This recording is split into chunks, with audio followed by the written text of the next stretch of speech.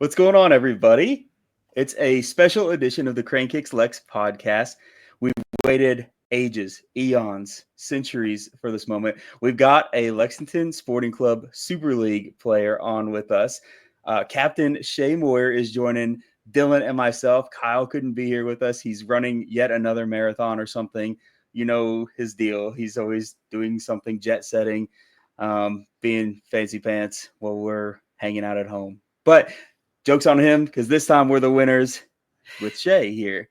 Shea, how are you doing? Thanks for joining us. Yeah, thank you for having me. I'm really excited, so I appreciate it. Yeah, no, we are the ones who appreciate it big time because we've really looked forward to this. Obviously, we're greedy and we're always like, can we talk to as many players as possible? But I have to say, amongst us, you were one of our top picks to get on here because you've always just been so kind, so personable. And we're like, man, it's going to be a good pod, good vibes with Shea on there.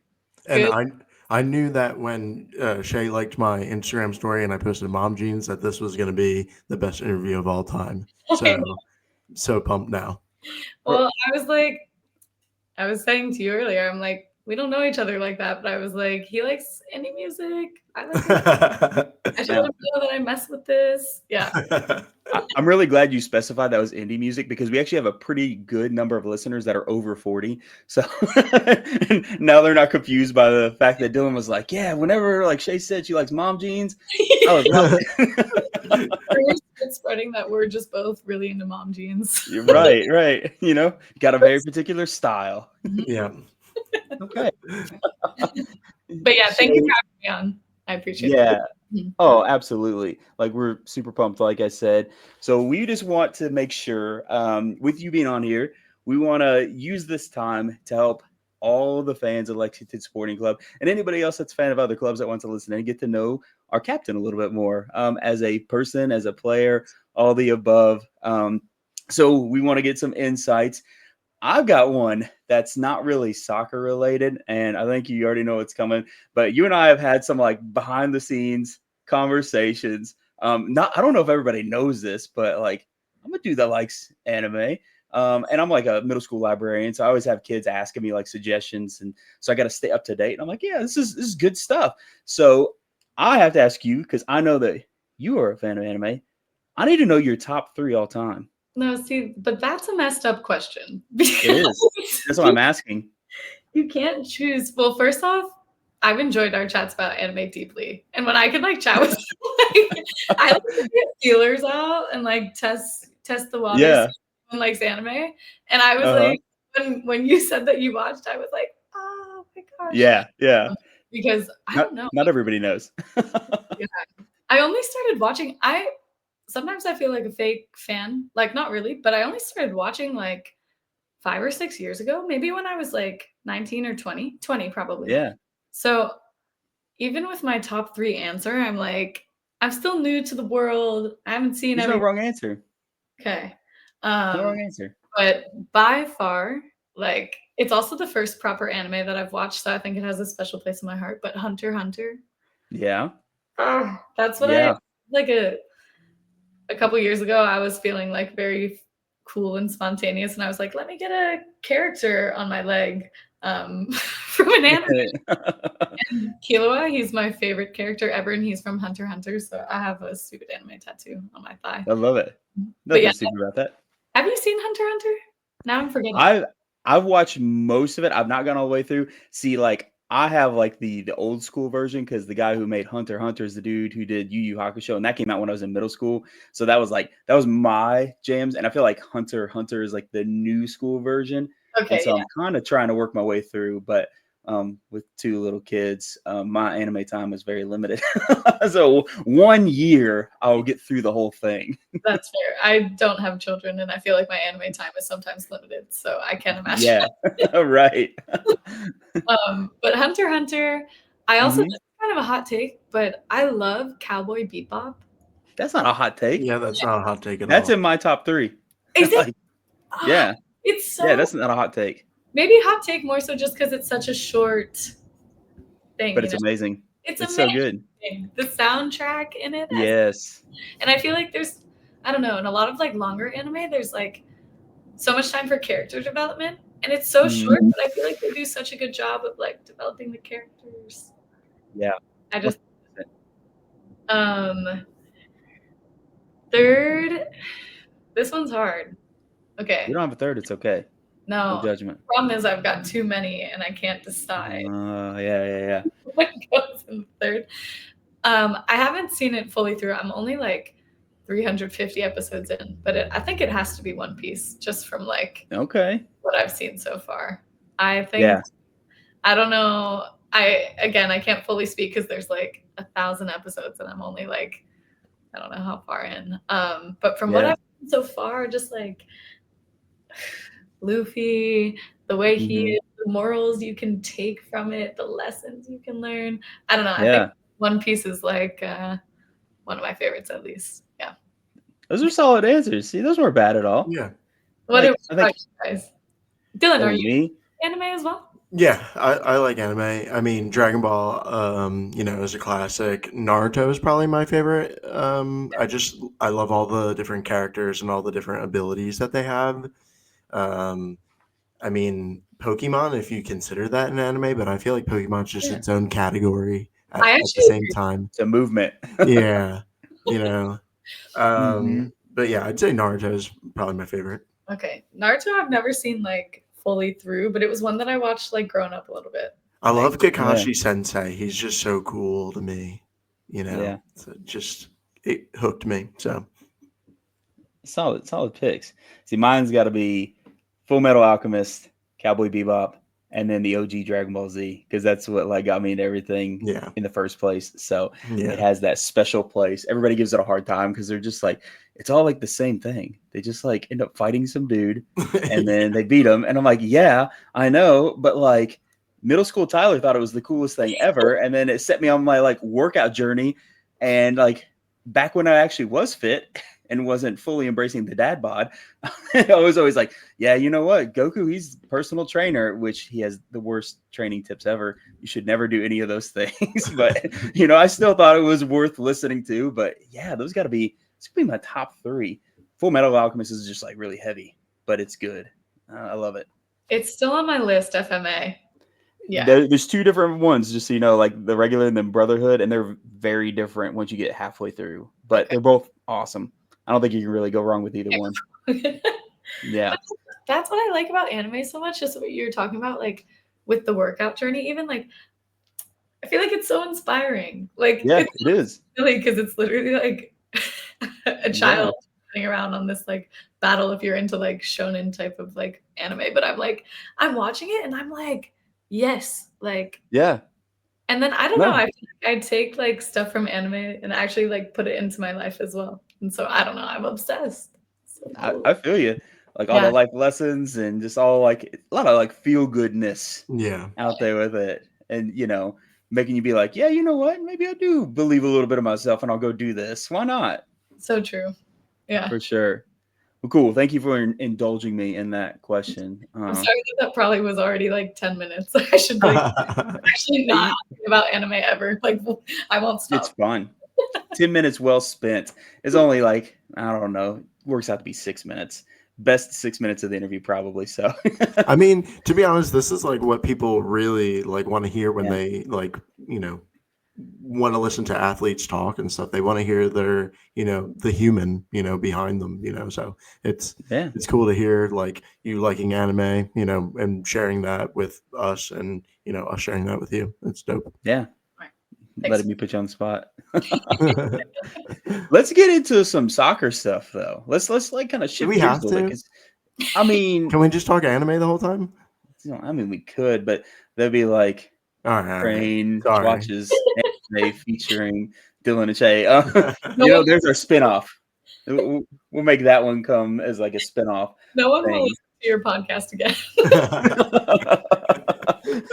Like, I'm just gonna delete this right now. No. Yeah, so let's jump into some stuff. So I just always like asking people because I feel like everybody has like a different relationship with soccer and what kind of inspired them to decide to start playing, and not just playing, but eventually move on to the point where they want to pursue it as a career. So what drew you to soccer and kind of harbored your love for it and made you decide that you wanted to become a pro? Oof. It's actually, I think, a simple answer. I actually have a photo of him up here. But my dad played soccer. And my whole family is like pretty athletic, I'd say. My mom swam at Penn State. My dad played soccer at Penn State. Yeah. I have 2 older siblings, and we like played so many sports growing up, but everyone kind of just gravitated towards soccer. I think kind of because of my dad as well. But my dad actually played professionally as well, like back in the day, but for a team in Chicago and then for I think 2 other teams after that. So I think like him being my dad played like the biggest role in it. I was always free to do whatever I wanted, like whether it was sports, whether it was anything else. But yeah, I just like fell in love with football. And I think having that role model, knowing that like professional soccer is even like an option, or just like knowing that like someone very close to you has done it, I think was like really cool for me growing up. And like that's all I wanted to do when I was little. I'm like, I want to be a professional soccer player. I'm like, probably didn't even know what that meant at the time, but yeah, I think a huge piece of it is my dad. Yeah. That's really cool. And I've met your parents a couple of times, and they're super nice people. They say about it. They're like, Tyler's the best. I'm like, know him. Yeah. Your dad seriously is like always like super nice. I've seen your mom a couple of times. I see your dad, I feel like all the time. Like just happenstance, I'm like walking somewhere random, and then it's like I'm here, and I'm like, oh hey. And he's always like supporting us, liking our stuff. So it's really cool, and I always enjoy chatting with him. But it's got to be super cool for you though to have like that childhood dream and then make it a reality, and then look back and be like, oh dang, like I did that. Yeah, I feel like I don't often have those moments because you're just kind of living it, and I don't know how to explain. But when you do have like the moment of like, oh wow, I'm doing it. It's a really cool feeling, and I'm really grateful every day because like this is what I love most. Like I don't know, I've never had like a proper job. Like I've worked like little things, and but football's all I want to do. So the fact that I can like have this as a job, it's really cool for me, and I don't take it like for granted. Like I love it. So that's amazing. Yeah. Did you have any favorite clubs growing up, or do you have like a favorite club now that you watch? Man United. Oh, okay.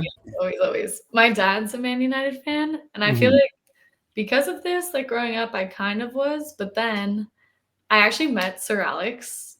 Whoa.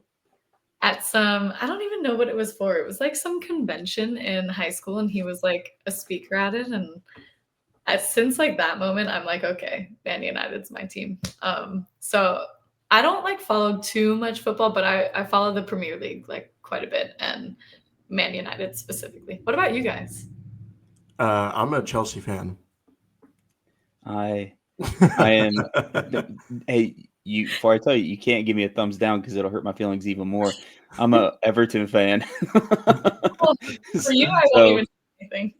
Yeah, I just have this weird thing where, like I don't know. It's like the Vikings. I'm a Minnesota Vikings fan for football, American football, and so my teams have a vibe in that regard. So, but not Lexington. We're gonna win everything all the time and break my curse. Let's break the curse. I would like that. Yes. Right. I know, because my wife is always like, "Did you ever wonder if your team struggled because of you?" And I'm like, "Whoa, don't put that on me." And she's like, "But I'm just saying you're a common thread amongst the teams." And I'm like, "Look, just stop. It's a lot of pressure." I know. I was like, "I just like what I like, okay?" That's actually so funny. Yeah.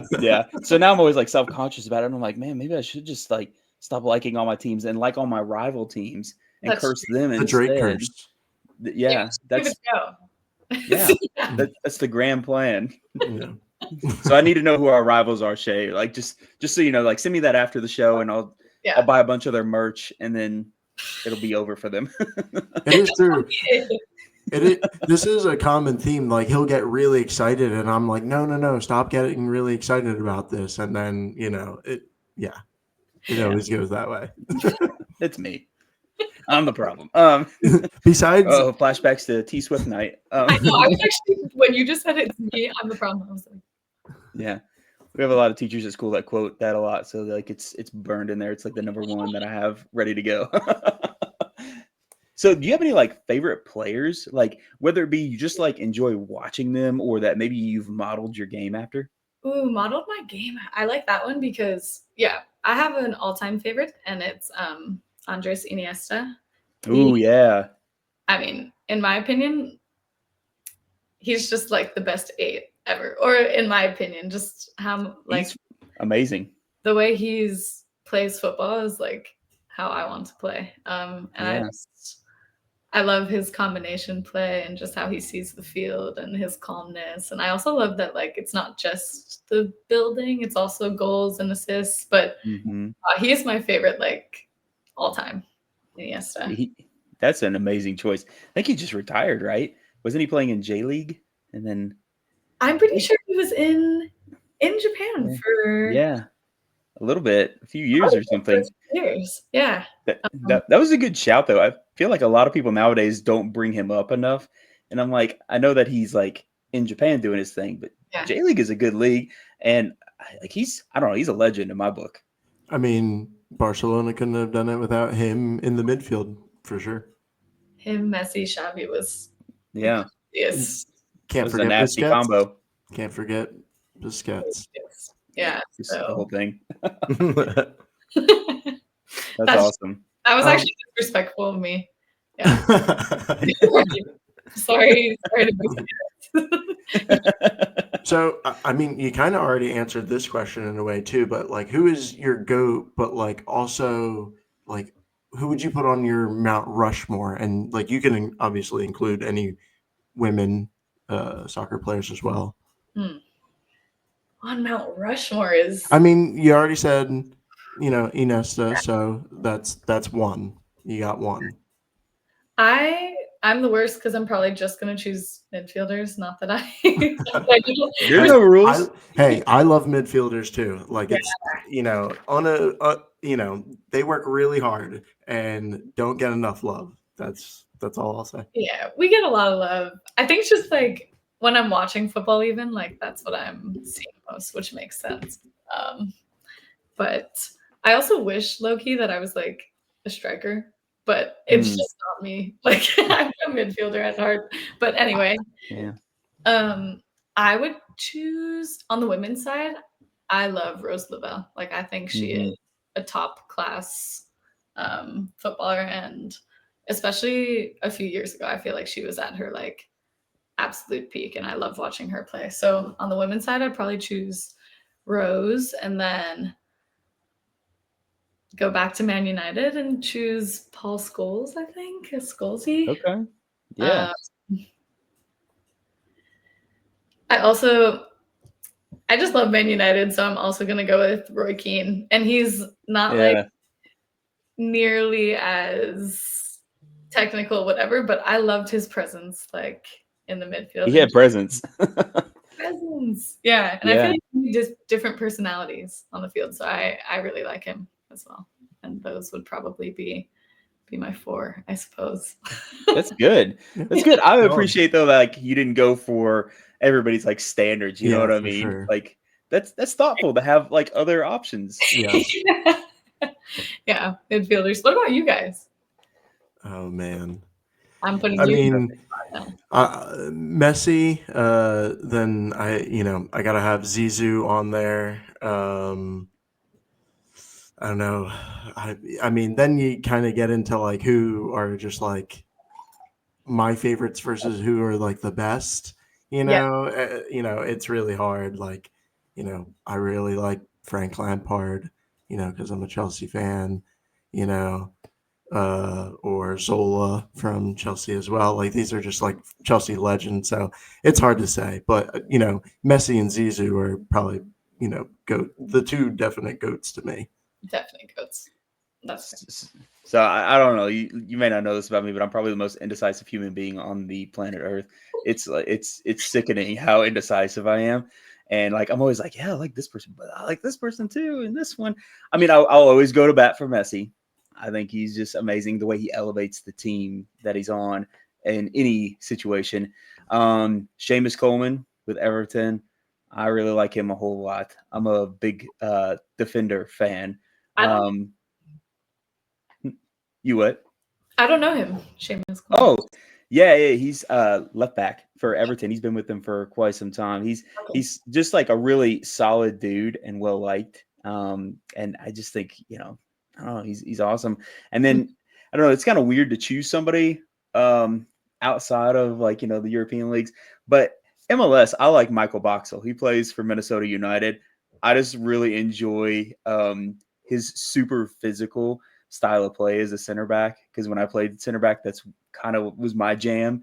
I was a very different person on the field. Not proud of it, but I like that his vibe is very much like, I'm going to stop you. I'm going to frustrate you, and I'm going to use my physical presence to kind of control everything going on. So those are ones that are up there for me. I like those answers. Yeah, and sometimes have to be like that a little bit. That's what. Yeah. Play there. Yeah. Right. Mm-hmm. I don't know. You just have to switch it on, right?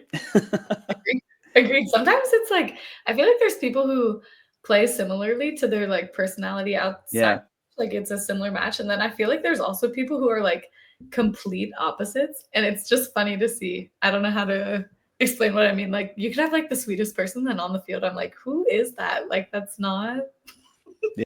It's not who I know. Yeah. It's true though. I had to have like a coach unlock that in me because I was like way too nice on the field. And I'm like, oh. And then he's like, no, stop that. Like, this is your ball and this is your field. And I'm like, you know what? You're right. So every time I go on the field, my mom would be like, why are you so aggressive? We're out there playing, Mom. Yeah, competing, Mom. Jeez. So I'm kind of wondering, like, you've had a lot of time playing internationally. You've been to a few different places. For you, going to all these places and playing, obviously you're living in these cities. What was your favorite place that you've gotten to live? Ooh. It has to be Tel Aviv, I think. I played there for a year and a half, and I was probably like, I don't know, a 10-minute bike to the sea in the morning. Like I was living in Tel Aviv, like right by the Mediterranean. And I just had like the best style of life for this year and a half. I don't know how to explain it. I'm a beach person. I love being by the water. Like, and I don't know, for this year and a half, I would literally like every day probably be by the sea at some point. And the city itself was incredible. And the people like so incredible. I still have like a lot of friends there that I chat with. So yeah, I think it has to be Tel Aviv. I didn't really know what to expect when I was going. And then I got there and I was like, oh my God, this is like my favorite city ever. Yeah. That's amazing, because that has to be, I would imagine, kind of daunting going to go live overseas and then being like, I don't really know what any of this is going to be like. Like, am I going to like it? Is it going to be something that's not what I was expecting? Like, did you think that there was anything like particularly challenging about living overseas, no matter if we're talking Tel Aviv or any of the other places you're at? Yeah, I was in Iceland and Turkey as well. And I feel like, I don't know, for me in general, like I'm a very, maybe to a fault, like spontaneous, go with the flow person. Like, I don't know, even with going abroad, like my agent would be like, this team wants you, you want to go? And I'd be like, yeah, let's do it. So I feel like I don't ever get like too scared or too nervous to like go somewhere new. I feel like for me, it's like more exciting than anything. But I feel like the biggest challenge was the language barrier sometimes. My most recent contract in Turkey, not many people, like including the staff, spoke like very good English. So like sometimes on the field, we'd be training and like my coach would be like, Shay, like do what I'm saying to do. And I'm like, I have no idea what I have no idea who you want me to pass the ball to right now. Like we're doing like a passing pattern and I'm like, I didn't catch a word of that, but I'm gonna try my best anyway. Can you draw a picture of me doing it? Well, we would have people translating, but sometimes like in the middle of training they can't like hear or like whatever. So I'm like, Gonna try Try my best. I feel like the language barrier sometimes, just because I don't know, I like to like connect with my teammates too. And in most places I've been, like in Iceland and Israel, a lot of people spoke like good English, so it was easier for me. But in Turkey, like not many people on the team spoke English, so it was like that was a whole new experience in and of itself. Because I'm like, I can't even really like connect with everyone. But that's also just part of going abroad. So I think that's why I definitely feel for like Nayoung Shin here, and I think we all try to like take her under our belt. But I think I've just been in that situation of like you don't fully understand everything. Yeah, I feel for her, but her English is actually quite good now. So I think she's getting better every day. That's awesome. We're almost halfway through the Super League season. What sets the Super League apart from the other leagues you've played in? Oof. I think personally that every match is like a battle. I've been in leagues where like my most recent team where you go into it and obviously you never really know what's going to happen in every game, but like we would go into it knowing that we're probably going to like win by double digits for a few games. Like we're like there's just like I feel like in that league specifically in Turkey, like there's just like a big gap between the top clubs and like whoever was at the bottom of the table. And I feel like I don't know, in the Super League, I think every match you genuinely don't know what's going to happen, because I do feel that we're all like very close to each other in regards to like quality and just what the match could turn out to be. So yeah, I think showing up knowing that every match is going to be a battle is like something special to this league, and I think that every team feels that. What drew you to the Super League initially, and then like even further, what drew you to Lexington? I was actually at a weird stage in my career where I didn't really know, after my contract in Turkey ended, I didn't really know like what I wanted to do. They offered me like a contract renewal for another year, but then I don't know, I was just trying to decide what I wanted to do. I think I was starting to get a bit, I don't think homesick is the word, but at this point in my career, I'd been abroad for maybe 3 years, something like that, 3.5 years. And I don't think I was necessarily homesick, but I think I was sick of like starting a new life all of the time, if that makes sense. I feel like at first when I went abroad, it was like a very exciting thing for me. And I was like, yeah, I get to go here and now here. And then I think, yeah, in May when that season ended, I was just like, wow, like I don't know, I'm tired of kind of like starting over. And then honestly, I also just really missed my family. My sister, my older sister, just had a baby in the June before. So I'm like an aunt and have a niece, and being like away, or just especially being on like a different continent during this time period. Like I was away for most of her pregnancy, and then I got the summer home when my niece was first born. Uh, but then being away again, I was just sad. Like I was like, I want to go home. I want to be closer to family. So I honestly think like those two things combined were the reason that I was like really excited about the Super League. Like I was like, I just feel like at this point in my life, like this is like the perfect fit for me, and I want to try to get in this league. Yeah. Definitely can't blame you there. Was there something that like drew you to Lexington, or was it more like the league in general and Lexington happened to be the spot where you were like, okay, this is it? I was really late to the party. Most of our team like had signed and like gone to the combines that were happening like months into the league.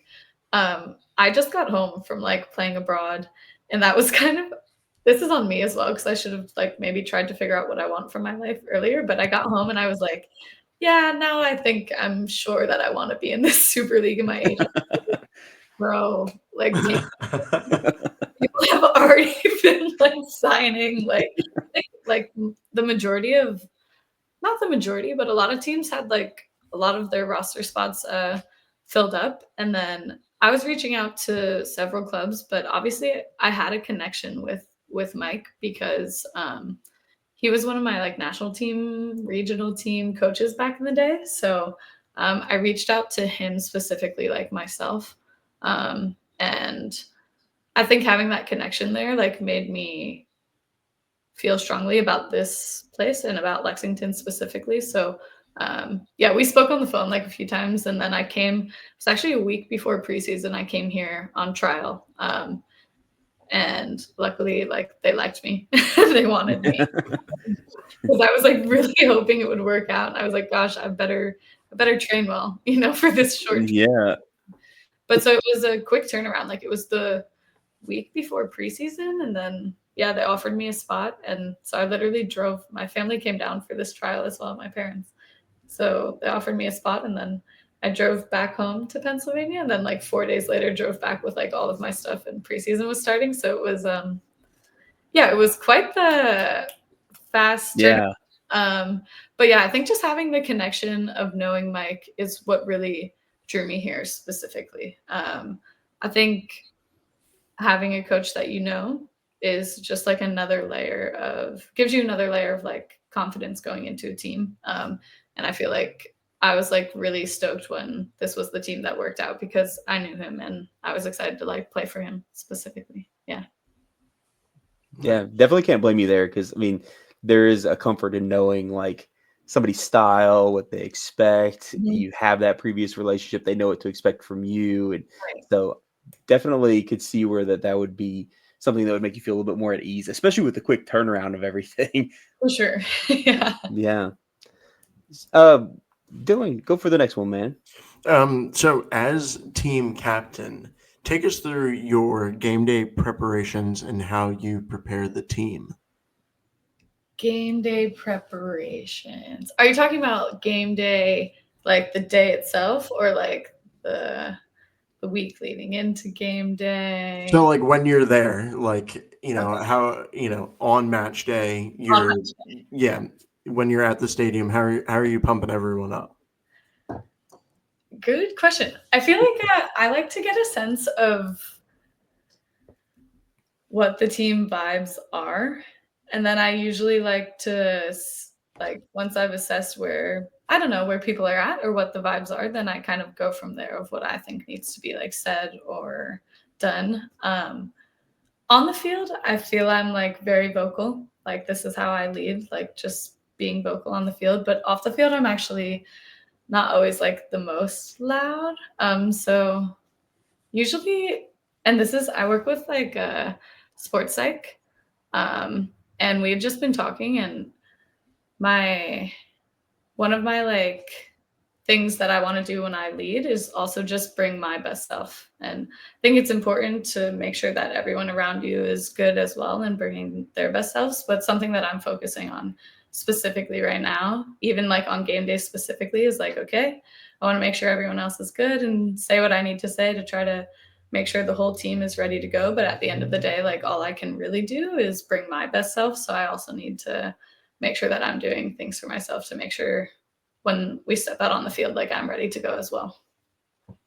Nice. That's good. I'm curious, kind of like playing off this though. I always like to see if anybody has this because some players do and some Mm. don't. Do you have like one ritual that you have to do on match day? Is there like something that you're like, I gotta eat this one thing, or I gotta wear these one socks, or is there something that's like it? Oof. Um,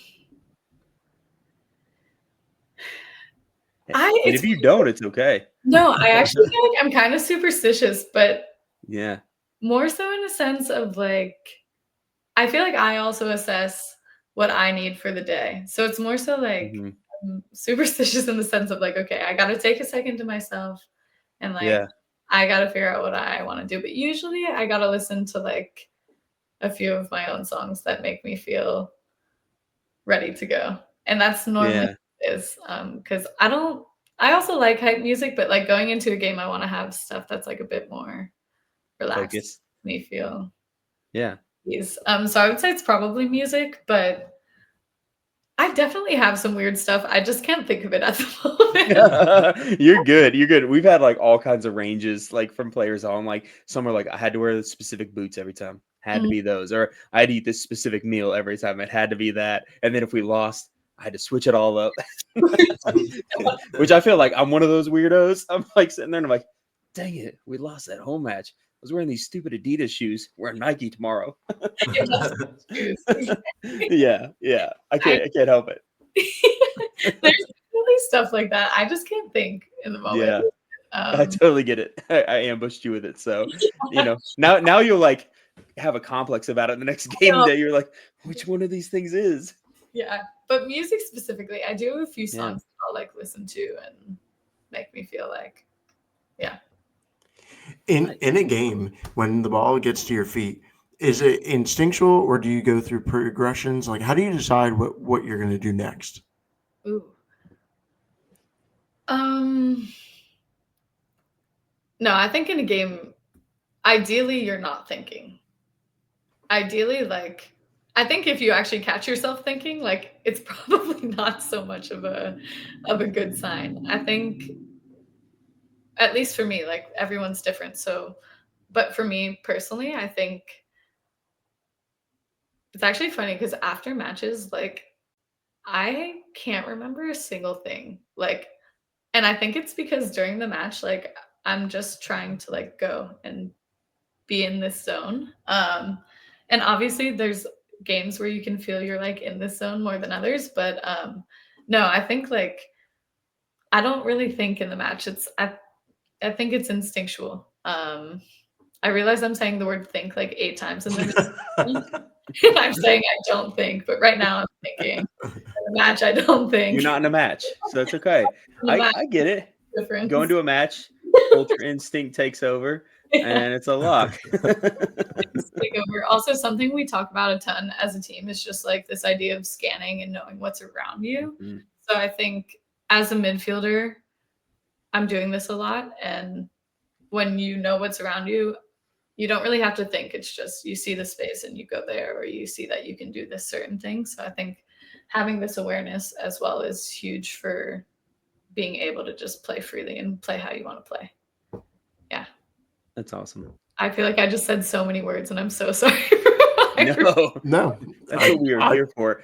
I feel like I got what you were trying to say. So yeah, you never have to feel like you're saying too many words whenever you're in a conversation involving me. I'm usually the one that just keeps going, and Kyle and Dylan are like, "Dude, please stop now. The metaphors let are that trail over. off." Yeah, I like my metaphors, my similes, like all of them, idioms. Just your give me hyperbole. Yeah, yes, I do that a lot. Yes, lots of hyperbole. yeah, he's big hyperboles. Big hyperbole guy. Yeah. Hey, so just wondered, we keep getting like little sneak peeks into practices with all the content coming out for the ladies. But is there somebody in like practice that whenever you guys are competing kind of makes people ooh and ah a little bit?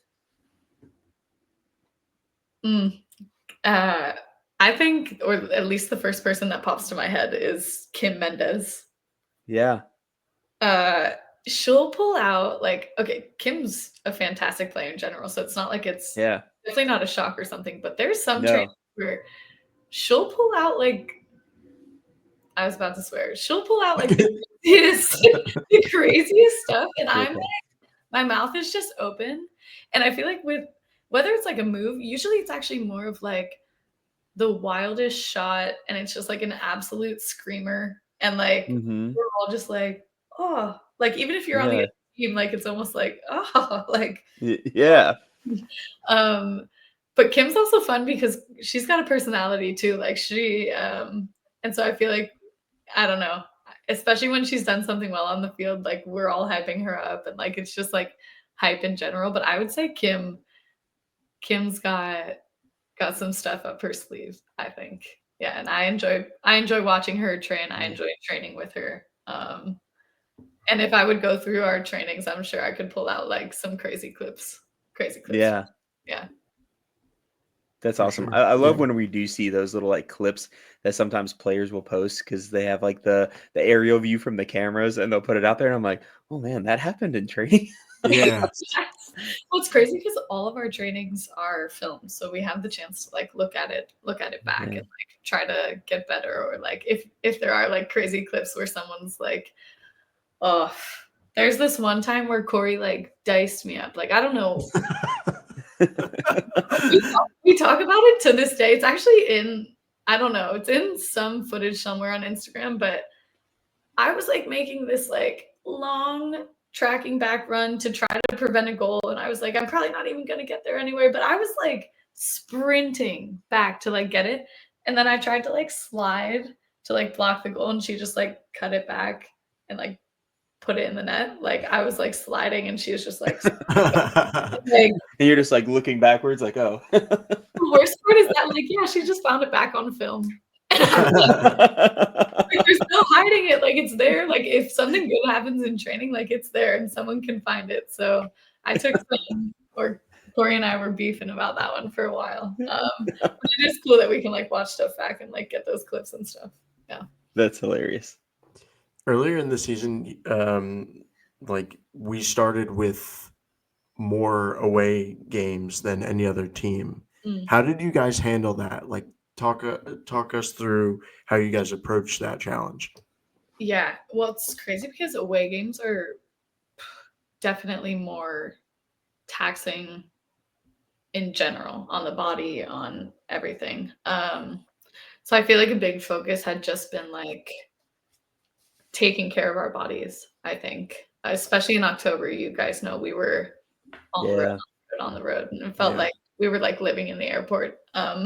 So I think just a big piece of it was just taking care of the body, and then the few trainings that we did have, because obviously the number of trainings we have gets cut short as well then, because we have travel days and then rest days, but just making sure that those few trainings that we did have in the middle of the week were like really sharp. So I feel like we were trying to stay switched on for like just making sure when we did have those opportunities to train, we were training well and training how we like wanted to be playing in the matches. I mean, that's a common theme in general, that we want our trainings to be hard and sharp and competitive and replicate what we hope to do in the matches. But I feel like when you only have, for example, like 2 sessions a week, like they really matter. So I think that's what we were focusing on most. Yeah. Yeah, it's a good answer because like it is so incredibly tough, and I feel like if you're not taking care of like your body and your mentals throughout those travel times, like that builds up pretty fast. I mean, especially when you're like, I can't even sleep in my own bed or have my own stuff that I'm used to having. It's all got to be packed into a suitcase and then kind of just going on the fly. So yeah. I feel like we all even had our things. Like some people were like, I didn't even unpack. Like we're leaving in 3 days, and I was like, for me, I'm like the second we get home, I'm like everything out. I got to get like a few days that I have. But yeah, it was it's definitely taxing, like you said, not being in your own bed. But it's also just that's part of like the season. I think everyone's been in situations like that, whether it's college and away trips or whatever it is. So it's nothing new, I think, but when you have that many in a row, it's just important to like focus on what you said, taking care of your body and everything. Yeah. I also got to know, like, was there one place in particular that you guys have been that you felt like was the toughest place to play? Ooh. Like maybe from like the atmosphere or something about the stadium made it an extra daunting task? I will say maybe this is just me personally as well, because everyone has different games where like they feel good or whatever. For me, like our away trip to Dallas was a really difficult game. I remember like it was at 8 p.m., but I think it was at 8, but it was like still so hot. And I remember like the field just felt massive, and it was like so incredible to play in the Cotton Bowl. But I just remember like I think I didn't feel fantastic myself in this game. And like the elements and just the vibe were yeah, I would say for me personally, like that was the most difficult place to play. Not so much like the fans or this or that, but just the pitch itself and the elements and everything like that. This is great. Give me more reason to hate Dallas. I'm all in, Shea. Thank you so much.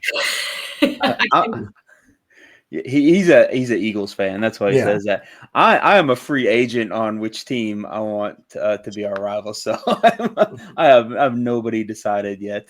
Yeah, I feel like you're still building the rivalries. Yeah. But I certainly am with you, Dylan. Yes. I'll leave it at that. 100. So just also want to know, like, we've talked a lot about some macro things, like a little bit more on the micro scale with like you personally. What's maybe like a specific goal that you have for yourself this season? It's funny because I feel like most of what I think about is just the team's success. Like all I want is for the club to be successful and for us to start getting wins and getting points and moving up on the table. But I mentioned this earlier, but I'm working with a sports psych, and I feel like it's been beneficial for me recently, just because kind of what I was talking about with like my leadership style as well. In general, I just want the club to succeed, but we kind of talked, and I think me doing well and me pulling, my own weight also helps the club succeed. So I do think like a goal of mine moving forward is to have more goals, to have more assists. And again, I really like couldn't care less who's scoring, but I do think that like I'm capable of having more assists, more goals. And so for the club's sake, like I also want to contribute in ways that I can. So moving forward, like I would like to have more assists into our front line and more goals myself. And again, yeah, it's weird because I feel like it feels weird saying that, but I feel like my sports psych have like helped me because they're like, no, like you succeeding is the team succeeding as well. True. So again, I think moving forward, I want to get myself in like more dangerous. I'll do whatever the team needs, like whether I'm in a defensive role or whatever, but I want to get myself in more dangerous positions on the field, and I want to contribute in whatever way is necessary. Yeah. I swear, like one of my favorite things that you do is your insane from downtown shots you take. Obviously, you've scored from doing that, but I feel like all the other ones you've taken have like just been shy of scoring, like hitting the crossbar or going just like an inch over the top. And I'm just like, oh my gosh, I wanted her to hit that so bad because that one that you scored, I was losing it. I was going crazy. You want to hear the worst part about that one? Is that I mean, I've put it on frame, but the goalkeeper's done a pretty, in my opinion, poor job with it. Yeah. So, it's my first goal for the club, and I'm feeling good about it. Yeah. Everyone's like, I come back and there's texts on my phone. Like, this is like after the match, and it's like, how much did you pay the goalkeeper? Oh, man. But I will say I do like to shoot from distance, and yes, I've hit the crossbar a few too many times, but I've decided that trend is over. So yes, yeah, that's my rival. That's my op right now. I don't need another team. It's the crossbar. I have a vendetta against the crossbar just because of that. Yeah, it did become a joke on the team. Like, oh, you're gonna hit the crossbar again? I was like, I'm just like, let's not joke about it. Actually. I got a better one. We're going to amend the USL Super League rules. Anytime that you hit the crossbar, we're just going to say it's the crossbar challenge point, and it counts for 2. I support this. Yeah, it's locked in now. Hey, we've got our first signature on the paper that this is going to happen. We just need probably a million more. But we got one.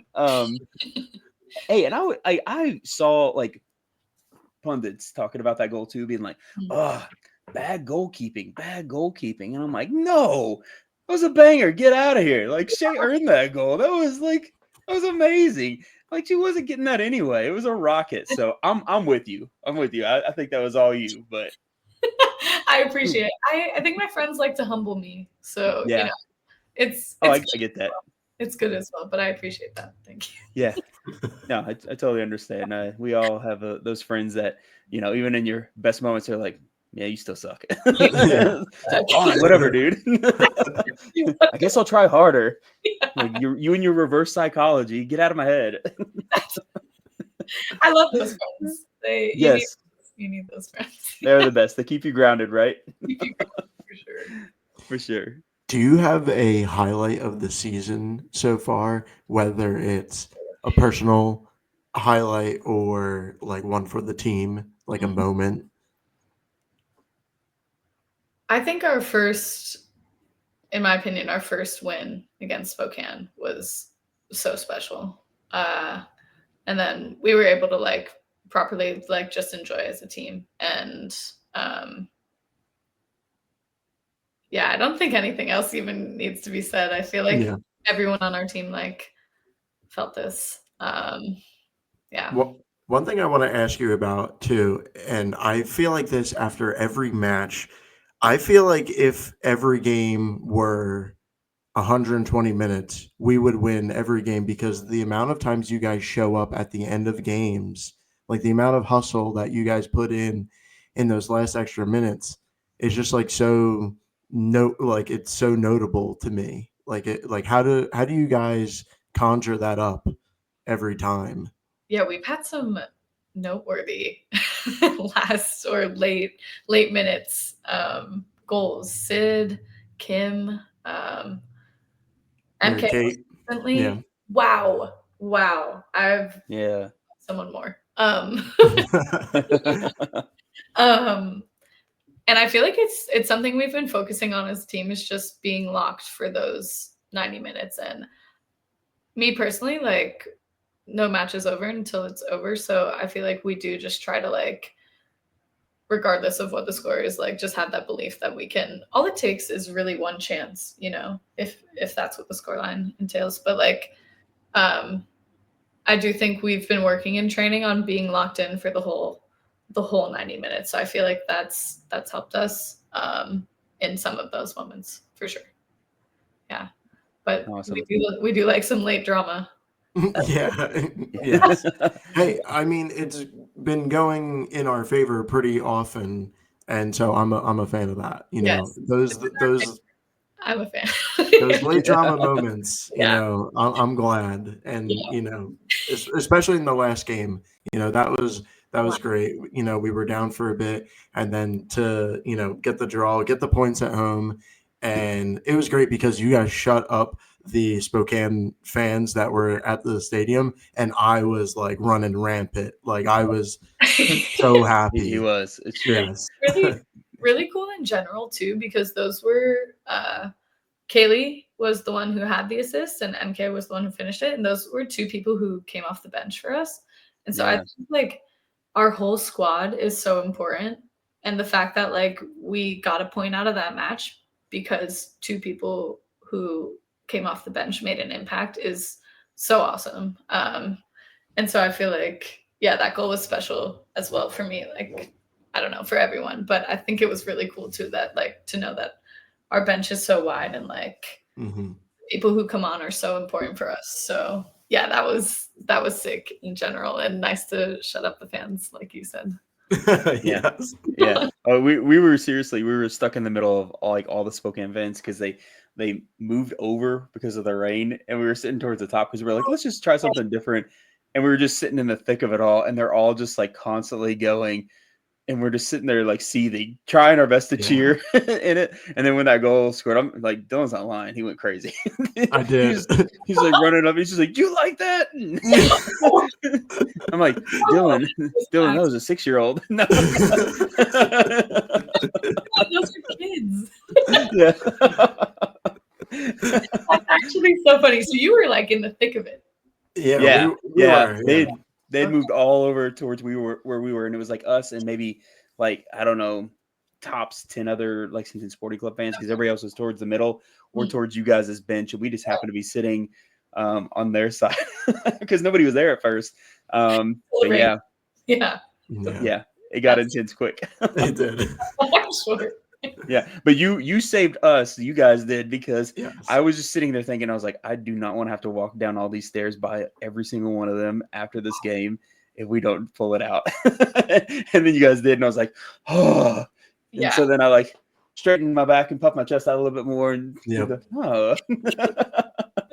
That no, I was glad we came out with a point, and that's For all. sure. That's all a testament to. I mean, Kaylee's ball, but MK's finish. Wow, she's It she's was still wild. she works on that stuff all the time too. Like she's putting in the extra work for finishing, and to have it like, show up like that is really cool.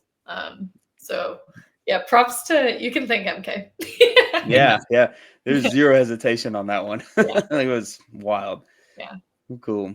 Well, Shea, we don't want to take up too much more of your time because you've already been with us for so much more than what you probably would want because you got a life.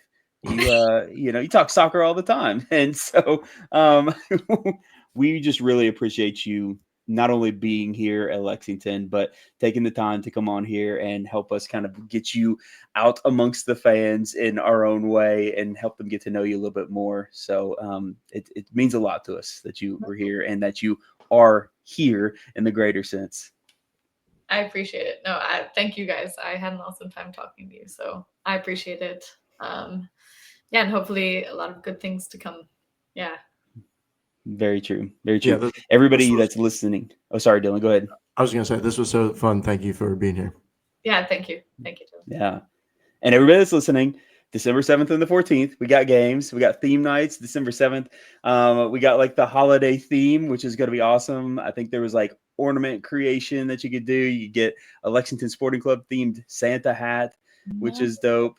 All kinds of good stuff. And then I believe the 14th, if I'm not mistaken, is Fan Appreciation Day, not night, because now the game's like at noon, right? So Fan Appreciation Day, which actually will probably be good that it's at noon instead of at 7 o'clock, considering it's December 14th. So Yeah. Getting chilly around here. Yeah. December 13th is the game. Oh, right? is that what is it? Yeah, I'm pretty sure it's the 13th. You said the 14th. I thought it was the 14th, but I'm honestly not the right person to ask. I don't know things. So, okay, I'm wrong. Okay, Dylan, you were making me second guess my whole life, man. You can't do that to me.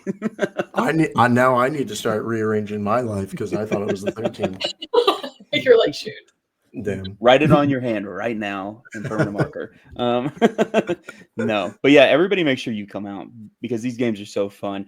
The team works so incredibly hard. Dylan mentioned that 120 minutes, 150 minutes, 400 minutes. I don't know, whatever you want to put on the clock. I know the team would put in a shift that whole entire time, and you feel the energy the entire time. There's never been a single game that I've experienced with this team where I'm like, oh, everybody's starting to just kind of be like, meh.